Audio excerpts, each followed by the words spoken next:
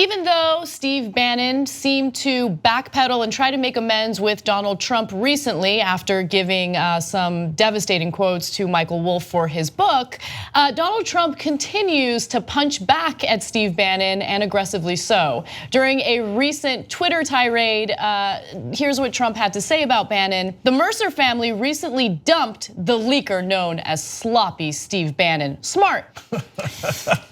Usually he goes with sad, and now that Twitter's expanded, he usually fills it up. Yeah. But this one was just like a little quick, you know? It was quick, and that Sloppy Steve nickname immediately began trending on Twitter. In fact, according to reports, within minutes of Trump's tweets, Sloppy Steve rose to the top of the list of trending terms in the US on Twitter. Yeah, you know, as we were just mentioning at the start of the show, Sloppy Steve is not his worst nickname.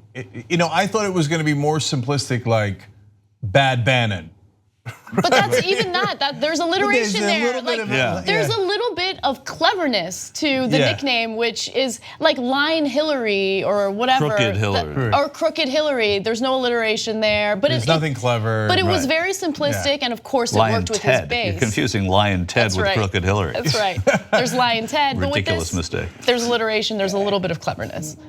Just a smidge, if you will. By the way, Sloppy Steve comes just days after we learn that Trump throws his sheets on the floor and leaves his clothes on the floor and doesn't want the housekeepers to pick them up. And he's calling Bannon sloppy. I don't know this story. Yeah, well, you haven't read your excerpts of Fire and Fury. The president of the United States leaves his clothes on the floor and upbraided one of the housekeepers, according to Michael Wolff, for picking his things up. He also made sure that he is the one who pulls up his own sheets when it's time to change the sheets. He doesn't want anybody else touching his sheets. No, you know what that is? That isn't about being sloppy. I hadn't heard that either.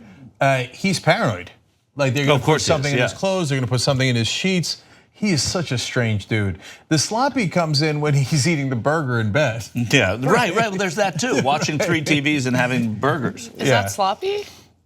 I wouldn't eat in bed, but okay. I eat in bed all the time. Anyway, these are all incredibly minor. Let's go back to the main event. All right, so I want to really hone in on the main thesis of that tweet, which is Bannon losing funding. Now, we were all excited because it did seem as though Rebecca Mercer was about to pull her support from Breitbart, but that does not appear to be the case. She is pulling her support specifically from Steve Bannon. Breitbart might still get funded by the Mercers. So here is a statement from Rebecca Mercer in regard to Steve Bannon specifically. I support President Trump and the platform upon which he was elected. My family and I have not communicated with Steve Bannon in many months and have provided no financial support to his political agenda, nor do we support his recent actions and statements. And according to recent reporting, Mercer and her family have not withdrawn their financial support from Breitbart. Members of the board, though, including Mercer herself, have met recently to discuss whether or not to remove Bannon from Breitbart. So he would lose his job or his position at Breitbart. So let's just go through that really quickly because it's really important. Because a conservative without a billionaire backer is basically homeless. Doesn't have anything. They never make any money, with the exception of Fox News. Credit where credit is due. So if he loses Breitbart, he's gone, totally irrelevant. He's got nothing left. So now the Mercers, are they actually pulling away from Steve Bannon? Well, yes and no. So Robert Mercer is the guy who actually made the money. He works on Wall Street and bankrolls Breitbart. Now, when we found out, BuzzFeed did a great article about how Milo had gone and talked to neo-Nazis and white supremacists to write like the main thesis for what the alt-right is and what Breitbart stands for. And then Robert Mercer was like, whoa, that's toxic. I'm selling Breitbart to my daughter. So now that's why Rebecca Mercer owns Breitbart. So that was a preposterous distancing of himself. I mean, he distanced himself by about 1 inch from Breitbart. So now Rebecca Mercer is saying like, oh, Steve Bannon, we don't have anything to do with his political agenda, which means we didn't give money to Roy Moore in Alabama. That's all that means, right? And we're not pulling any money from Breitbart. But if they actually do kick him out of Breitbart, that at least is real. If they keep him him at Breitbart, then the Mercers still completely and utterly finance Steve Bannon and therefore apparently agree with his agenda. Yeah, and you should also point out that the Breitbart people like Steve Bannon. They like him more than they like the Mercers. And Steve Bannon, if the Mercers go away, can replace the Mercers. But he can't replace having Breitbart as his mouthpiece. I mean, Miles Kwok is a Chinese billionaire. He's a billionaire that is saying, I'm going to put money into Steve Bannon's Breitbart.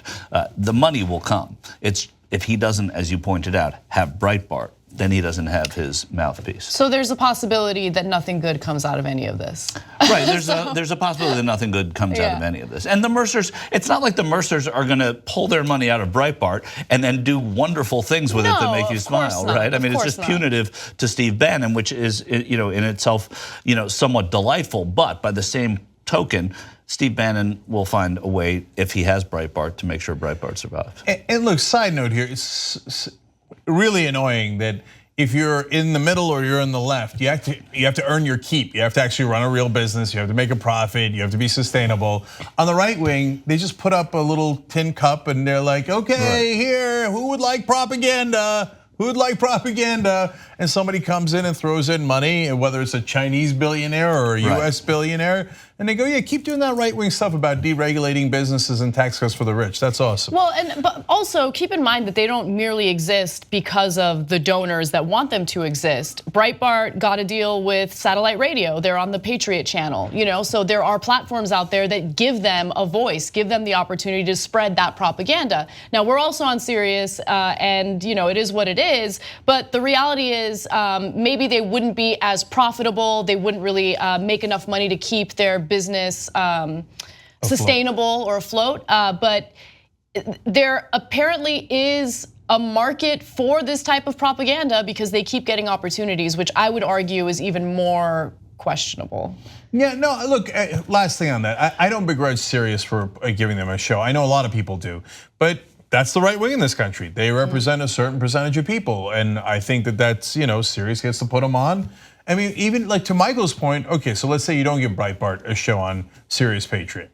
I have to be honest, I hate the name of that. Every time I hear it, it grates on my nerves. That's the worst thing that Sirius did. Give them a lot of shows, but don't call one side Patriot, not the other side. It's really, that's actually super annoying. But if you took Breitbart's show away, you'd put another right-wing show and it'd be equally loathsome. If you want to get the whole Young Turks show every single day, become a member, tytnetwork.com/join. And once you do, you'll be saying, I'm like a smart person. Or you might say, I think it's weird.